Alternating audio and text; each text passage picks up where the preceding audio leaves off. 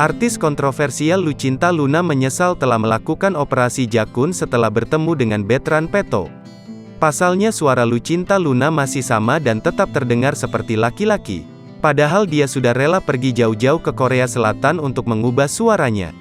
Untuk operasi jakun, Lucinta Luna diketahui sudah mengeluarkan biaya hingga 300 juta rupiah.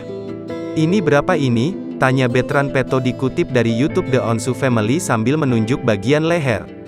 Ini mahal sih, 300 juta rupiah, jawab Lucinta Luna. Total biaya tersebut pun membuat terkejut Bertrand Peto, anak sulung Ruben Onsu. Sebab menurutnya, biaya itu setara dengan harga mikrofonnya. Mendingan beli mic Onyo, panggilan akrab Bertrand Peto, harga mic Onyo 300 juta rupiah lebih, kata Bertrand. Mendengarnya, Lucinta lantas bertanya mengenai kelebihan mikrofon tersebut. 300 juta rupiah lebih? Tapi mic Onyo bisa mengubah vokal dari cewek ke cowok? Tanya Lucinta. Bisa, jawab Onyo yakin. Gara-gara jawaban tersebut, Lucinta Luna menyesal telah menjalani operasi jakun.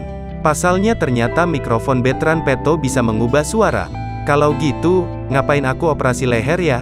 Kenapa enggak beli mic aja? Ujar Lucinta Luna. Kendati demikian, Sarwendah, ibu sambung Bertrand Peto yang juga hadir di sana mulai menenangkan pelantun lagu Bobo di mana itu. Tapi kan enggak stabil, kamu lagi kayak gini, ngobrol, kan enggak pakai mic, kata Sarwendah. Lucinta Luna pun membenarkan hal tersebut melalui anggukan kepala. Sebelumnya penyesalan Lucinta Luna menjalani operasi jakun itu juga pernah ia sampaikan di lain kesempatan. Dia mengaku sedih lantaran suaranya tak banyak berubah.